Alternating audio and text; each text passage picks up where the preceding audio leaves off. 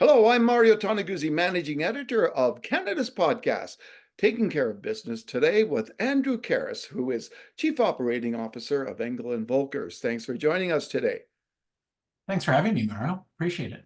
Well, there's some interesting data and insight into a trend that you folks have pointed out recently, and that's what regarding flipping of houses. And we know that that market, house flipping, has been an active one over the years in Canada. But what's changing these days when from what you guys are seeing?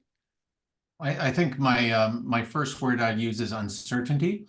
There's a lot of uncertainty in our economy. There's a lot of uncertainty in every market. Obviously the effects of COVID have changed people's buying perspectives and what they're looking for. I think people made their lives a lot more personal. But in Vancouver in particular, I think the time that we started noticing a real trend where people were moving away from just your casual house flippers. We're not talking about developers here. We're talking about people that are doing it as a hobby or a way to sort of make some extra income, do something fun with their family. And really the change happened when the foreign buyers foreign buyers taxes came into Vancouver in 2017. And when that happened, the manipulation from the government to try to force prices to come down obviously changes the tone of the economy quite drastically. And in Vancouver, I think that narrative that anything can happen really scared people, the casual kind of consumer. I think that's what happened mostly in Vancouver. So I think it started in Vancouver a while back. I think there was opportunities in other cities, earlier, like later on from 2017. But Vancouver, if you look at our market, and I will be speaking mostly from the Vancouver market here, you'll see that we're usually first in and first out when it comes to how the market trends. And so in the sense of first out, well, it's because we were the first target from the government, because we were the ones facing the largest amount of, foreign buyers buying in our market, and they were worried about the luxury market moving up.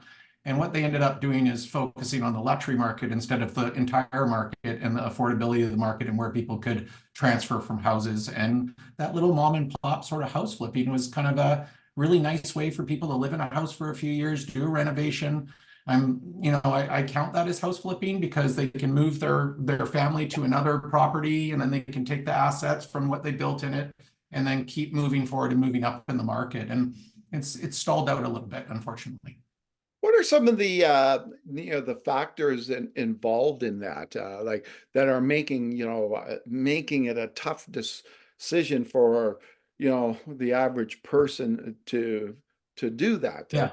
to Yeah, go. more recently, in the last 2 years, Mario, the more recently we're noticing obviously costs like shelter costs have gone way up, energy costs have gone way up, holding costs on interest rates have gone way up.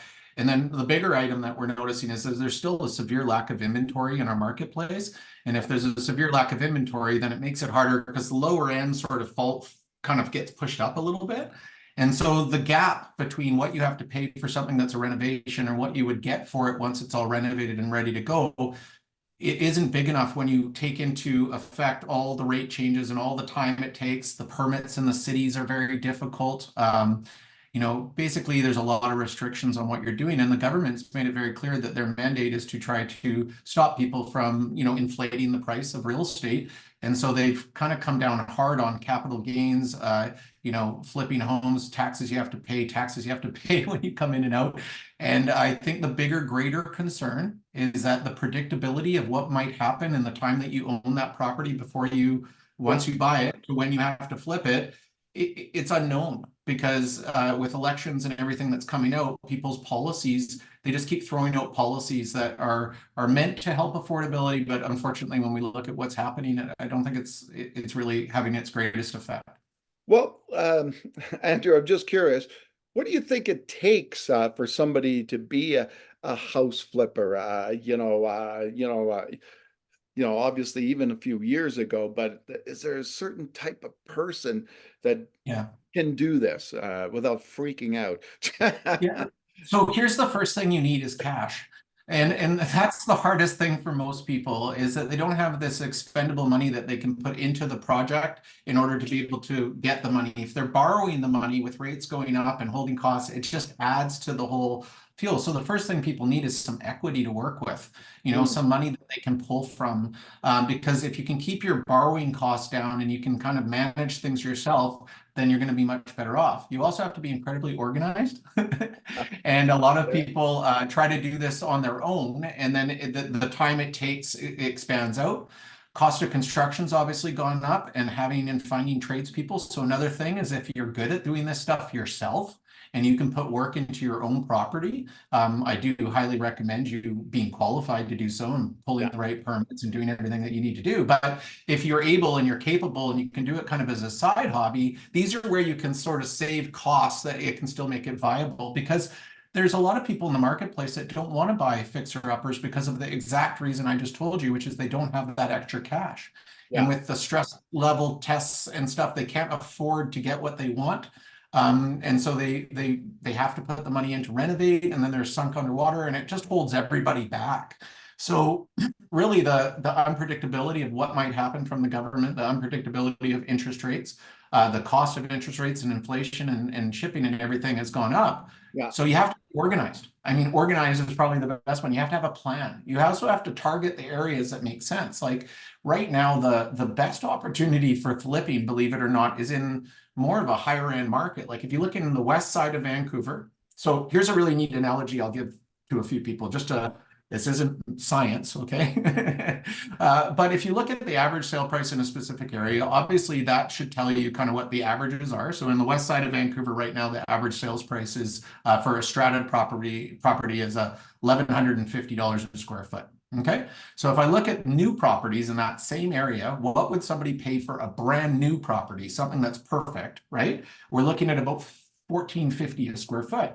So I mm, have like $300 a square foot from average to brand new. Now yeah, I'm going to try to buy below that average so that I can make sure I have a little bit more room to work with. I'm going to know my market really well. Working with people that are experts in those areas is a huge value, and I have to press on that a little bit. Don't try to do everything yourself. Find the people around you, build your network, build your team. And then if you bring it all together the right way, it's still feasible in areas. But the problem, pardon me, right? The problem is that's a high price point. So if we're just talking about 1,000 square foot unit and it's an average price of 1150, you're already well over $1 million. There's also, you know, you can't get mortgages with, you know, you have to have a higher percentage down. You have to, when you're in that price category, your risk level goes up because now sure, you got to sell it for 1.5 million, which is a big chunk. Then, of course, the fees and everything that you got to take into consideration. So you need to have Excel charts. You have to know what you're doing. You have to bargain shop for what you're looking for. You have to know the new trends. You have to be very educated in order to do this correctly right now. There's still lots of possibilities. You just got to find the right market and the right kind of places and know what your gaps are, know what you're working with, talk yeah. to an expert. All righty. Andrew, a bit of a different question, but kind of same. What about the investors that buy properties to rent? Mm, Has that changed? Because again, you know, their costs are gone up in everything as, you know, mhm. to buy a property, you know, with the mortgage and the interest rates. And then, of course, if they're doing any renovations on those properties, are going up.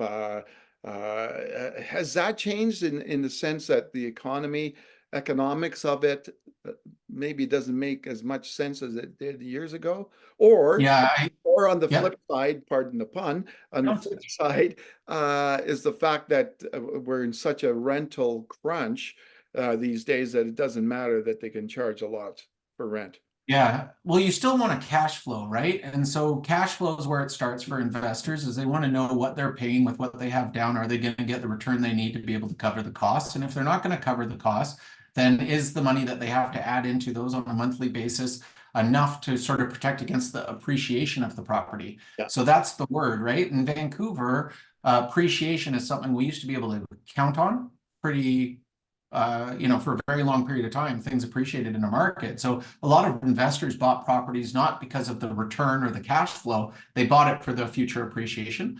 And we're not seeing that quite so much. And even with rental rates, I mean, it's staggering what's happening in Vancouver right now as far as the demand for rental. I feel terrible for renters out there right now. I think this is something that we really do need to focus on, is more homes for people to be able to rent. And I wish there was more investors coming into the market. But again, regulations on how much down payment, the stress tests, is all the sorts of things. And then in Vancouver, the metrics don't add up quite as well, even with a lot of demand. I mean, $1 million property is going to cost you, if you have 20% down, and then you're going to get, let's hope $3,500, $4,000 a month. Is that going to cover your what the property is going to cost you on a monthly basis? And right now, most of the time it doesn't. And we flattened out in the market a little bit, especially I'm using downtown Vancouver as my model right now, but prices haven't appreciated quite the same as other areas during COVID and after COVID. I think that's going to happen next. I really do believe there'll be a resurgence in downtown Vancouver, but I don't know if it's going to be investors per se, because the numbers don't work. So a lot of our investors call us, and one of the benefits to kind of our firm, not that I'm trying to promote that, but is that they call us and actually ask us where they can actually find cash flow in other markets. And so, you look at other markets like Calgary right now that are doing quite well because of their affordability, and there's, the economy and stuff is doing okay. So, maybe that's an opportunity. So maybe I'm going to refer them, if they're looking for investments, to these sorts of locations. United States, lots of people buying in other places like Mexico, because you can do Airbnb, and they haven't really clamped down on the, you shouldn't be making all this money on real estate, which is kind of the mandate that our government has right now. And that scares people. And it's kind of right. And it's such a hard pattern. It's very confusing. When people ask me what the real estate market's like right now, I always start with, it's very confusing. And it's very confusing because we're dealing with something we've never dealt with before.